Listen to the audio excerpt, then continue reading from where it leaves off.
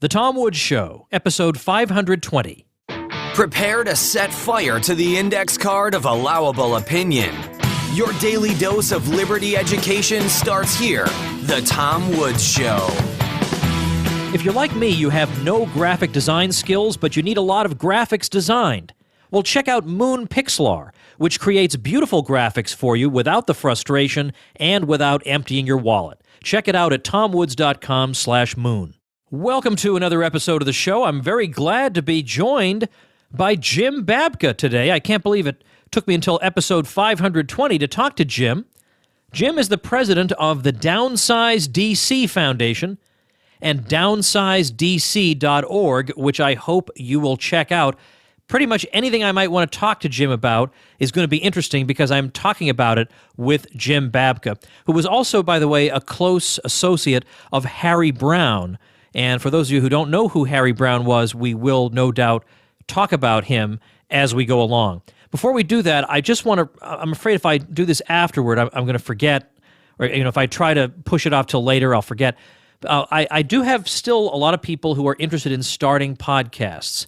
And what I recommend for right now is the free course that John Lee Dumas provides. And it really is free. There are no strings attached. It is a genuinely free podcast course. And it will take you from no podcast at all to a thriving podcast. It's very much well worth doing. You can subscribe to it kind of like a podcast, really. But check it out through tomwoods.com/podcast course. All right, let's turn now to Jim Babka. Jim, welcome to the show. Well, thanks, Tom. I am thrilled to be here. You've got this Downsize DC that I think will resonate with a lot of my listeners. A lot of them would say, downsizing it isn't enough. Yeah, we'll downsize it all the way down to zero. We'll talk about that when we talk about your zero aggression project in a minute. But a lot of stuff to talk about. I'd like to talk about some of the bills you guys have written, at least one of which has actually been voted on, I guess at least was introduced. All of them have been introduced. Okay. In fact, in the last term of Congress, we had all of them introduced in both houses. But at present, two of our guys in the House did not make the return this time around. So right now, all three bills are introduced and were the previous two congressional sessions by Senator Rand Paul. They are the Read the Bills Act, the Write the Laws Act, and the One Subject at a Time Act.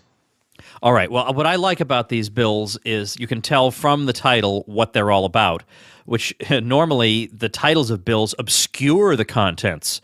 They sanitize what's in. It's usually something horrifying, but the title sounds like skipping through meadows. But here, what you're doing is, of course, and to me, what's more significant than actually having them read the bills is for more Americans to be aware that they're currently not reading them. That's exactly right. And in fact, let me spell out for you what we call for in the Read the Bills Act, because I think it's pretty important. It's this. A lot of people think that there's no way that Congress would actually follow through on this. But all three of these bills have an enforcement provision in them. All three of these bills say that in the event that this is the law of the land and Congress passes legislation, introduces a law that did not follow the procedures spelled out in these respective bills, that that if you find yourself in the dock, you're on trial, you can present the evidence to the judge that the procedure was not followed, and the judge can throw the case out with impunity. So it makes laws that do not follow the procedure unenforceable. But how would I know? Couldn't the guy just lie and say that he did read it? Well, they could. They actually could. And so there's no way that you can make a utopian bill that solves everything, that perfectly regulates all types of behavior. But here's what we did on the Read the Bills Act. We said that, first of all, every member that wants to vote yes, everyone that wants to cast an affirmative vote to create a new program, to spend your money, to increase your taxes, to pass a law, has to sign an affidavit saying that they have heard the bill read or that they have read the bill in its entirety themselves. The heard the read provision says that they actually had to sit. A quorum, which the Constitution defines as 50% plus one of the members, has to listen to a word-for-word, in order, start-to-finish reading of the bill being read aloud to them. And we did this because the mind will procure what the hiney will endure, and we believe that if they had to sit through these long bills, that there would be fewer of them and they would get shorter. It would cover fewer things. We are downsized DC, after all. When that reading period's over, a 7-day waiting period starts. I don't know if you remember, but there was a point in time in the gun control debate when there needed to be a 7-day waiting period before you could actually possess your firearm after you came in to purchase it, because you might go out and assault someone. Well, legislation can assault people too, and we said they should have a 7-day waiting period, and during that time, the bill should be posted online so that talk show hosts like yourself, watchdog groups like Downsize DC, and everyone that's listening right now would have their own opportunity to read it and give feedback to the congressman before he cast his final vote. No more midnight sneaking anything through. They would have a 7-day waiting period in there. All right, let's talk about the other bills. So if you're dealing with one subject at a time, you mean none of these omnibus bills with 8,000 things in them? That's exactly right. And in fact, if you take the combined approach of the Read the Bills Act and the One Subject at a Time Act, you would largely undo the type of work that Jack Abramoff said that he used to do. He described in his book how he used to pass legislation, where he would sneak arcane language into a large omnibus, very complicated bill. The language would be written in purposely obtuse fashion, and it would be inserted late in the process, and that way it would be missed, and it would be part of a must-pass bill. I call this process clustering for obvious reasons. The One Subject at a Time Act deals with this titling issue you brought up a couple of minutes ago as well. It says that the bill has to have a clear descriptive title that is limited to one topic. You can tell exactly what the bill's about. Here's the one thing that this bill's about, and that everything in the bill has to conform to that. All right. Now, what is the third one? I don't know. I can't tell what it means about writing the laws. Yeah, the Write the Laws Act deals with an issue that conservatives in particular have been bringing up for a very long time. I mean, all the way back to Milton Friedman's video, Free to Choose, this topic was being discussed, and nobody had done anything specifically to address it. And that is the fact that for every law that Congress passes, the bureaucracy passes more than 20 of them on average. It varies from year to year. I see. Okay. And we're saying that unelected bureaucrats should not be able to pass regulations that are binding on American citizens as if they were law. We're saying that every one of these things, every regulation, has to go back to the People's Congress, where it receives an up or down vote. It cannot be passed into law by the bureaucrats. It's Congress that should write the law. And on this note, Tom, I would say if I were to identify something that has failed in our Constitution, if I were to say, okay, here's where the Constitution is completely dropped the ball, it's this idea of separation of powers. Our founding fathers believed that these three branches would be very jealous of their powers. They would be co-equal in nature. They would guard each other, and then as a result, us, from the abuse of power by one of the others. But that has not happened. We have a court system that defers to the Congress. We have a congressional system that hands everything over to the president's bureaucracy, and even to the powers of war, the keys, if you will, on that subject, to the president himself. We do not have a three branch system. We have a unitary system where each of these is two of these are subservient to the executive branch. And we're saying with the Write the Laws Act, we want to begin to reinsert this notion of a separation of powers, and only the Congress was delegated the power by we the people to write our laws. Your organization, Downsize DC, was founded by 4 people, and one of them was Harry Browne. And as I look at the demographics of my show, I realize that my really key demographic is people who, although they're spread out everywhere, but the one that's the largest is people in their late 20s and early 30s, who by my judgment would be people who are just young enough to maybe not know anything about Harry Browne. And Harry Browne was such not only was he great in terms of telling you how to sell a product and so on, but he was great at selling ideas too, which he gave away for free. He was an extraordinary communicator. He could take something that some of us might take half an hour to debate with somebody and express it in a beautiful sentence or 2 sentences.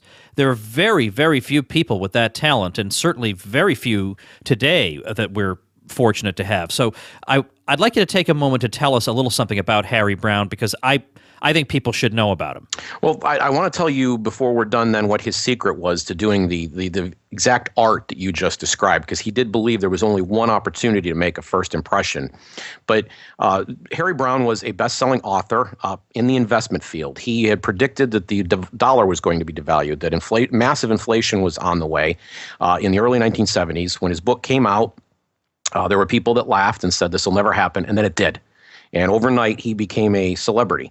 The 1970s were basically his salad days, but he continued on into the 1990s. He was the creator of the permanent portfolio concept. This was the idea that you set up a very simple, well-balanced portfolio that minimized your risk. And every year, rather than pay attention to the ups and downs of the market, you simply readjusted the portfolio back to where it was every year to keep your risk diversified. This approach yields safe returns, but it also tends to yield better returns because you don't get hit by the big down spells that could come in a market because you're too heavily invested in a place. And particularly when you get older, it gets harder and harder to catch up for those times when you go down. And so he did all this stuff in the investment field. He sold over 2 million books and created this permanent portfolio. There's even an organization now, a fund that is based largely on the principles that he laid down. They have a slightly more complicated version because they're a fund, but he was largely, his vision is largely responsible for that, the creation of that.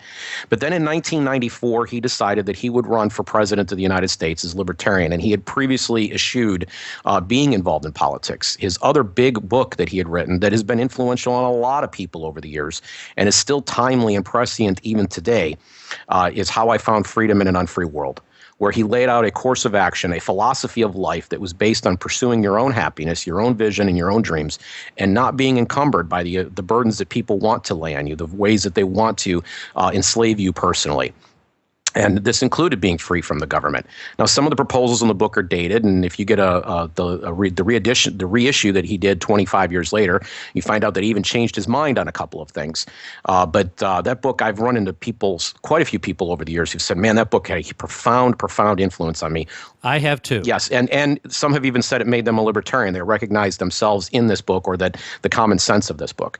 In 1996 and 2000, he was the Libertarian Party presidential nominee. And he wrote 2 books, one book for each of those campaigns as well, and communicated our ideas extremely well. I got to work on his 2000 campaign, and I was brought into the party in 1996 because of his presidential campaign. And for my money, I've seen all of the libertarian candidates. I've met most of them in my lifetime. Nobody compares to him in their ability to communicate our ideas. He was very, very good. He looked good on TV. He looked the part, like he walked out of central casting, but it was his ability, it was the way that he turned phrase, both in writing and in speaking, that really, really distinguished him.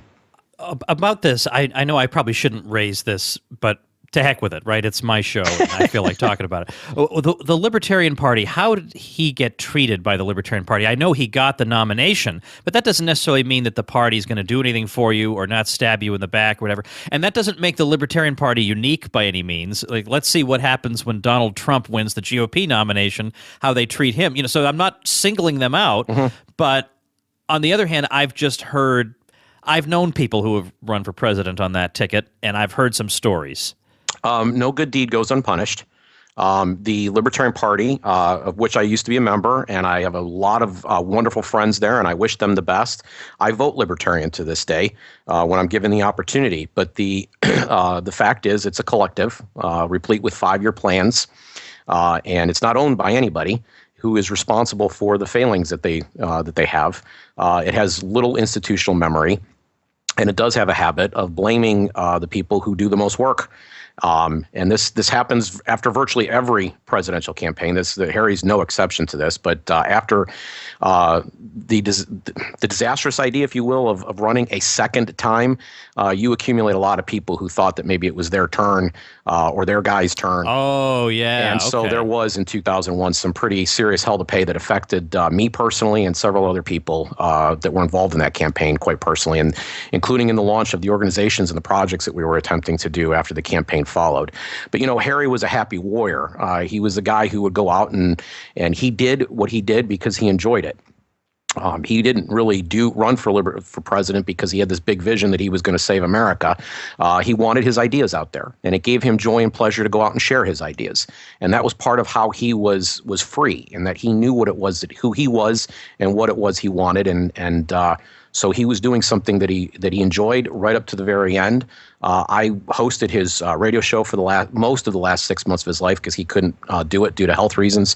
But he wanted to be in that studio as much as possible. And in the nights that I was there were quite a few nights that I know he was still listening. This was his passion, was share these ideas, and he almost pretty much totally left the investment field to focus on these ideas. These were the things he wanted to share and do. Well, on the show notes page for today, which will be tomwoods.com/520, I'm going to link to How I Found Freedom in an Unfree World. Of course, I'll link to downsizedc.org and all your material, but I'll link to that book certainly for people to check it out.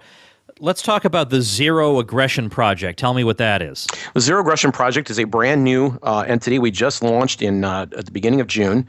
And we are trying to advance the central libertarian idea. We've noticed that there was no organization out there that was specifically devoted to this. And we call that the Zero Aggression Principle. Many of your listeners will recognize it as a NAP.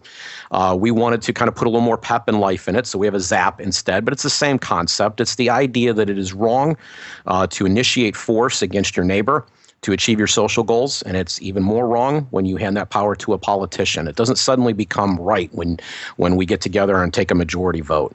And there's a body of work or thinking that is attached to this. This idea doesn't stand all by itself necessarily, but it is an idea that should be front and center, and it should be discussed more because it has tremendous power. If you agree with me on the Zero Aggression Principle and you believe it with all of your heart, it explains how you should address virtually everything that our government presently does. If you most of the ways that we spend our time discussing politics most of the time is on an issue-by-issue basis. There are hundreds and hundreds of issues to discuss and debate. And if I win your heart on one of them, I still have all the rest about which we need to have another conversation. So we felt that it was time to bring this very, very strong argument forward.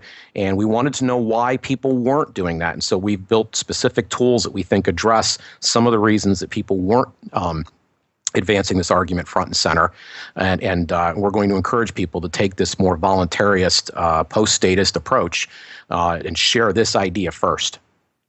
All right. Now, there are a lot of educational projects in libertarianism broadly conceived. What's different about this one? In fact, I understand you have some events related to it. Well, there's a couple of things. First of all, if they come to our website, we've designed an interactive tool where people can take issues and they can see these issues properly framed inside a zero aggression principle mindset. And this tool is interactive in that it's keeping score of how people are answering, and you can see how others are answering as well as how you're answering. We have another tool in there called Mental Levers at zeroaggressionproject.org. These are short pieces that describe various parts of the infrastructure of the libertarian mind, how we analyze issues, how we view the world. How we use these tools when we think. Smart people tend to use intellectual tools. These are some of the levers or tools that we use. They're excellent for using in a social media situation, for example. So those are some of the things that we're providing there. I am headed to Florida for my very first tour to promote these ideas. I will be in Orlando, Fort Myers, and Tampa the first week of November. And we have a blog post up about with full details about that up at zeroaggressionproject.org. Okay, so it's a whole separate site, and is it entirely a different entity from Downsize DC? You know, it is. The legalities of these things are that most organizations like us set up something called a 501c4 and a 501c3, and the 501c3 is the one to which the checks are tax deductible when you donate. The C4 is the organization that's allowed to be more political and engage Congress, and the Zero Aggression Project is the C3 side of that equation. It's strictly educational. It's not engaging with Congress and legislation at all. Okay, so I'll also link to that at tomwoods.com/520. Here's an interesting thing about what you guys have been working on. You've been writing a bit about Syria and what's going on there. And let me tell you something. When listeners, and as you well know, if they hear the name of an organization that's Downsize DC, their first instinct will probably be it's another racket like the Heritage Foundation that sends out fundraising letters for the sake of raising money for the next fundraising letter. They never wind up downsizing anything because, to the contrary, they want to upsize the military. But you guys are the exact opposite of everything I just said, including the military aspect, which is one of the most important issues we've got. And you were talking about Syria. You sent me a document today, a Pentagon document, in which they come right out and concede the possibility that what? Yeah, last year when this was first written, when this was first published and circulated within the government, and it's now available to the public because of a Freedom of Information Act request, experts told leading officials in our government that if we got involved in the mess in Syria, if we picked a side, we would be building up we would probably be getting involved with Al-Qaeda and possibly be building up an organization that wanted to bring us an Islamic State. In other words, ISIS. And they said these this was inevitable, basically, that we would be doing these two things. The policy was pursued anyway. And Tom, we find this shocking and upsetting because we've been told since 2001 that we have to give up our liberties. We have to be, groped in airports, and we have to have all of our records surveilled without proper Fourth Amendment protection. And on it goes. And despite, all these liberties were taken because we had this great enemy in this war that we were fighting against Al-Qaeda and forces like ISIS. And yet we find that because it's now politically convenient, our politicians are dealing with these very people in Syria. And this narrative is starting to take off. People are beginning to understand this as Vladimir Putin has gotten involved with the region. They're beginning to understand that we were indeed in bed with some very nefarious characters, and he is not interested in getting involved with ISIS or Al-Qaeda. He's not under the pretense that he's going to take out both them and Assad. He's made his mission much more clear. He's going to take out ISIS and Al-Qaeda, and we're actually opposed to this. We think that the reason that this happens is that our politicians think, and a lot of the American people think, that somehow or other we have some ability to go over and intervene in foreign countries and the affairs of foreign countries, and that we can make things right. And history is replete with examples again and again and again that we do exactly the opposite. We create something that makes the next problem even more sticky, even more complicated, even more expensive, even more bloody to solve. And at some point, you simply have to stop swinging the hammer and hitting the wrong nail. You just got to stop. And so we firmly embrace a policy of non-interventionism, and we think this is the latest example of why that policy should be embraced. Jim, let's take just a moment for this message. You know what I've spent a fortune on over the years?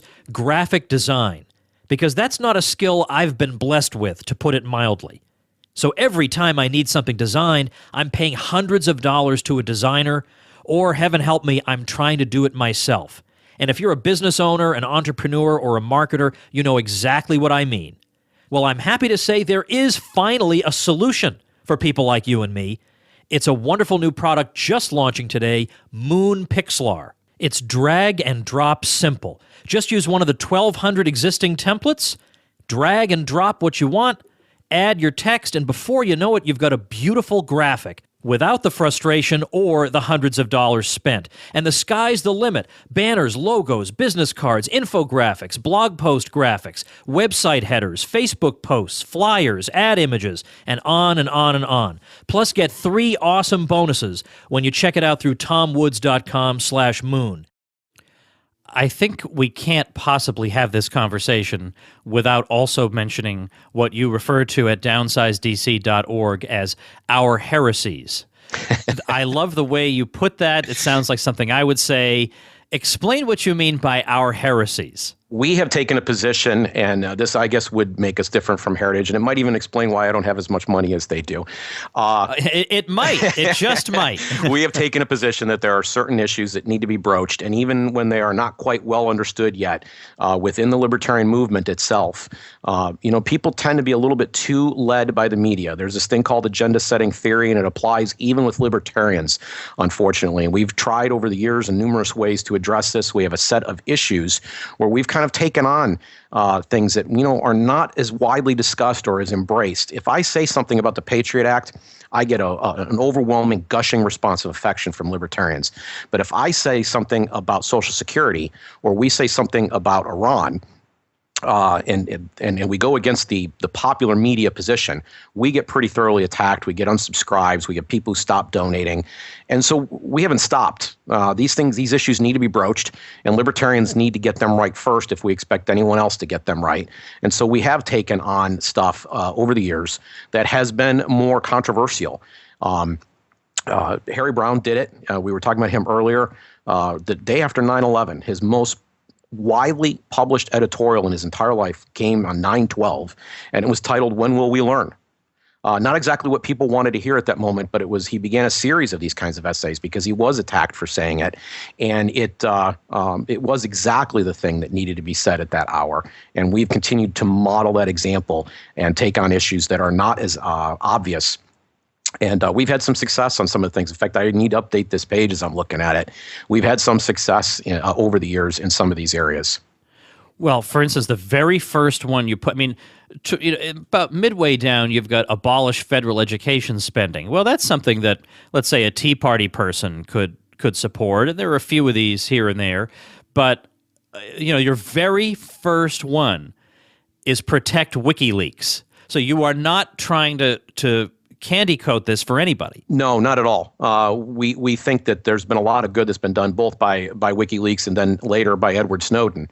In fact, I can find Edward Snowden to me is one of the most beyond reproach people in recent American history.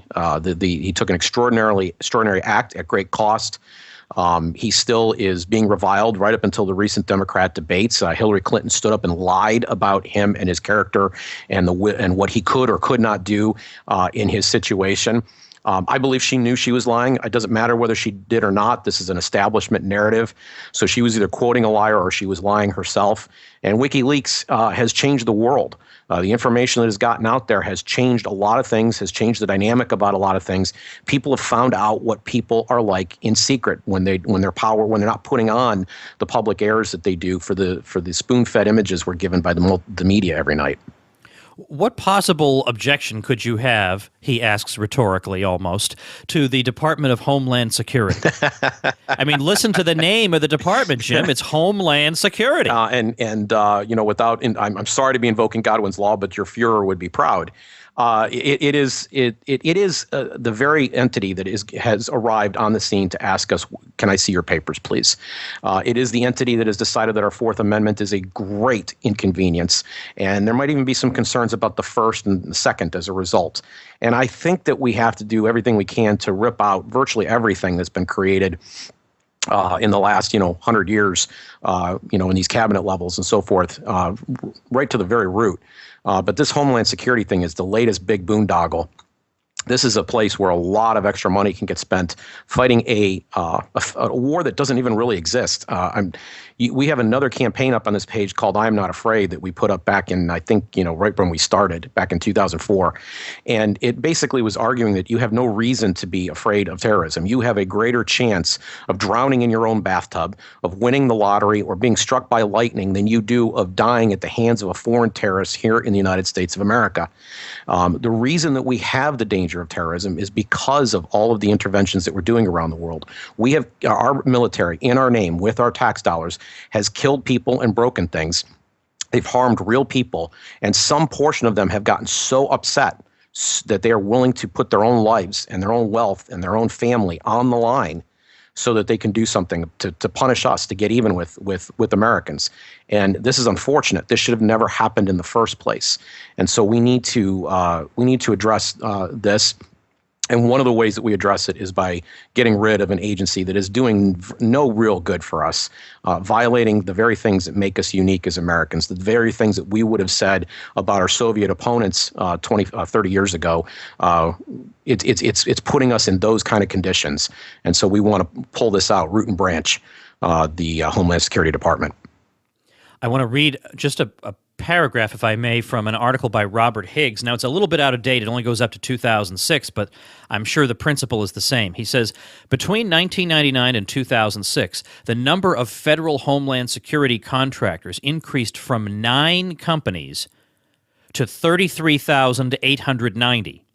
And a multi-billion-dollar industry selling security-related goods and services has emerged, complete with specialized newsletters, magazines, websites, consultants, trade shows, job placement services, and a veritable army of lobbyists working around the clock to widen the river of money that flows to these opportunists. As Paul Harris wrote, quote, "America is in the grip of a business based on fear," unquote. The last thing these vultures want, of course, is an abatement of the perceived terrorist threat, and we can count on them to hype any signs of an increase in such threats and, of course, to crowd the trough, happily slurping up the taxpayers' money. Now, Robert Higgs wrote the book Crisis and Leviathan decades ago, and in that book he writes in a very scientific kind of idiom. But here, the moral outrage is bursting through the page, through my computer screen. That statistic of the number going from 9 to 33,890, and heaven knows what the number is today, that statistic really shook me the first time I read it. It is an interest group, first and foremost. It is an interest group first and foremost, and I'm sure the numbers have gotten worse since. So let me move from his scientific approach to his statistical approach, and now down into more of an anecdotal approach, because one person's a reality and a million is a statistic. We were just told July 4th weekend, just this past July 4th, that there was going to be a terrorist attack in the United States of America. It was all over the news for the week before that. We were told that we were under greater danger than at any time since 9/11, and it didn't happen. And what is interesting about this isn't that it didn't happen, because I had expectation that it wasn't going to happen either. It's that this wasn't the very first time they've done this. They've done this multiple times, said that we are under more danger right now at this very hour with this holiday or this event coming up than we have been at any other time since 9/11. And again and again and again, they have been proven wrong. We should actually, Tom, given all of the damage that we've done around the world, that our government's done in our name around the world, we should have far more terrorists coming after us, far more people upset because of the loss of lives of sons and brothers, of mothers, of daughters, of wedding parties, etc. It's amazing that we don't have more people, but it takes to keep that level of anger and to decide that you're going to give up your entire life so that you can get even with your opponent. That's a very rare thing. And the notion that somehow or other we are in greater danger, that we just absolutely have to spend all this money and give up all of these liberties and provide all these people cushy jobs doing essentially nothing.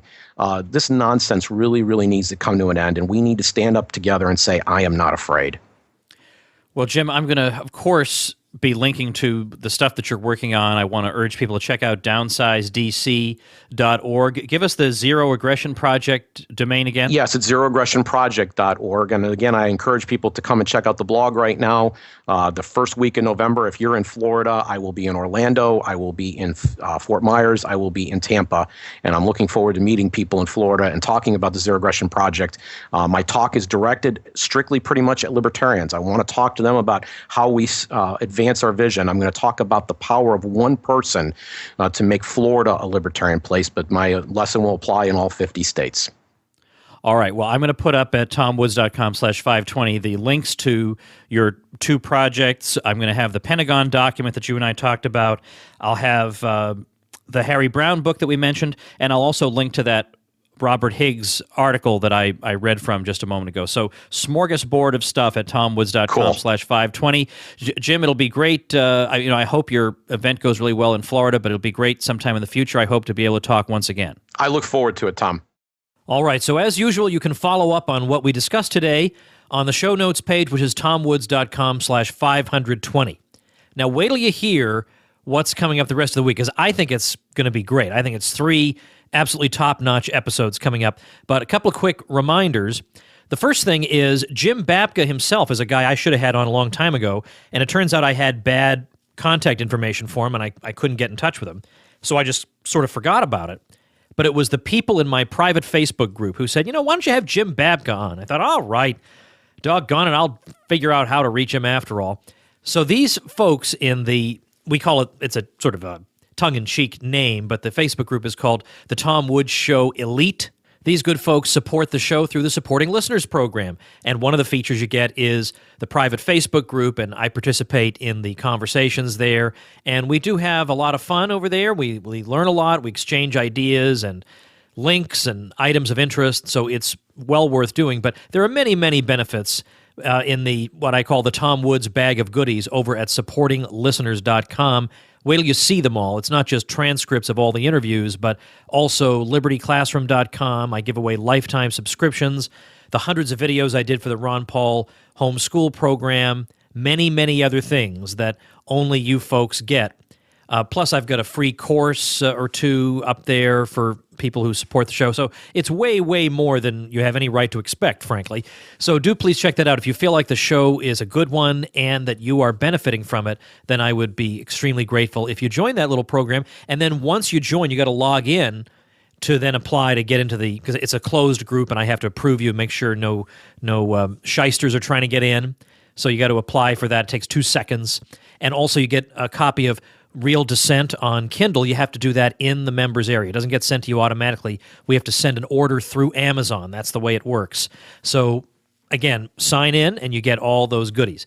All right, what was the other thing? Oh, yeah, I've been telling you about this entrepreneur. You're going to have to forgive me, but I think back to when I was struggling, figuring out what was I going to do, because I was collecting a salary for a while from different places, and then I went off on my own in 2010. And, I'd like to tell you that it was thrilling and exciting and, I'm going to be an entrepreneur and it's going to be wonderful. But the fact is, it was actually terrifying. At that time I had 4 children, and I did not know for sure if I could make it work. I did not know.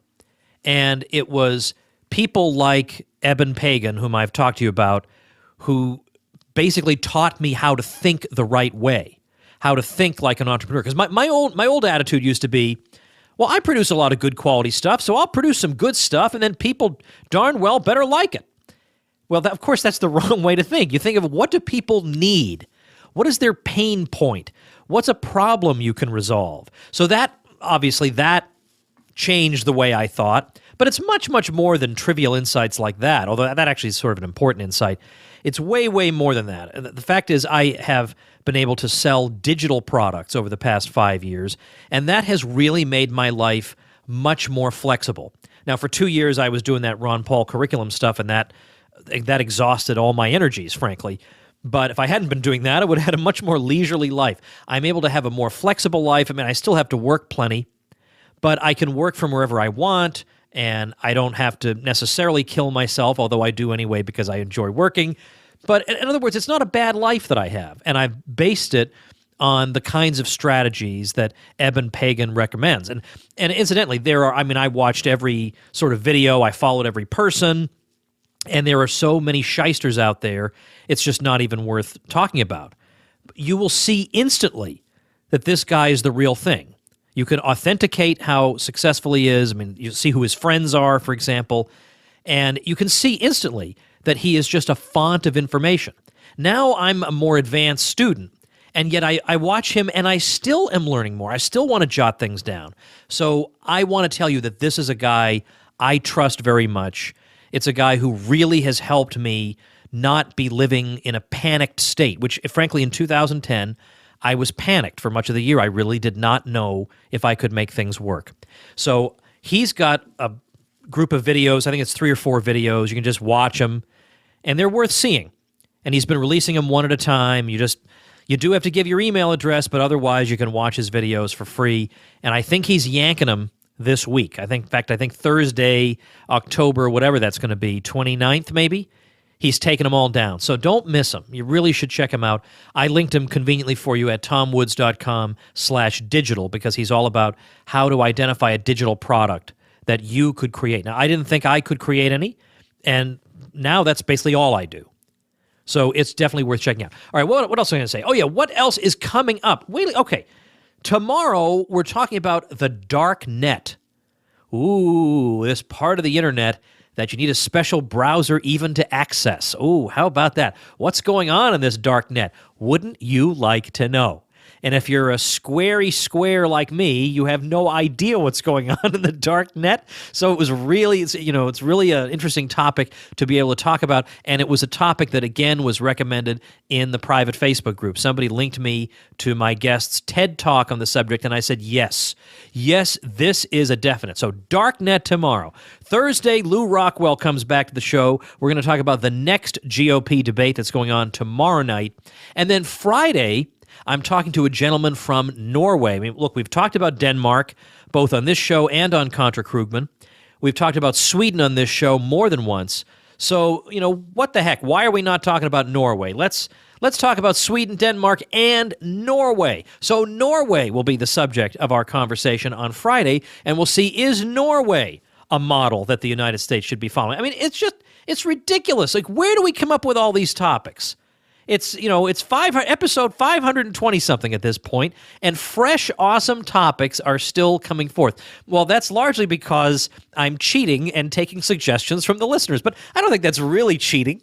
I know that there are a lot of topics you would like to hear discussed, and if you have such a topic, I do welcome them. I can't always reply simply because I have so many children, and I do need to spend time with them, and that is my first priority. But I appreciate the feedback at tomwoods.com. And if you have a suggestion for a topic, I could really use a guest suggestion as well, because I'm not a, people I think are under the impression that there's no topic I can't tackle. And I'm very flattered that people think that way, but I'm not as smart as you think I am, apparently. So I do need some guest suggestions because I don't know about everything, and I'm not a master of everything. I may know some things about a topic, but I'd really like to be joined by an absolute expert, and then I can take what knowledge I have to craft the episode into a nice conversation.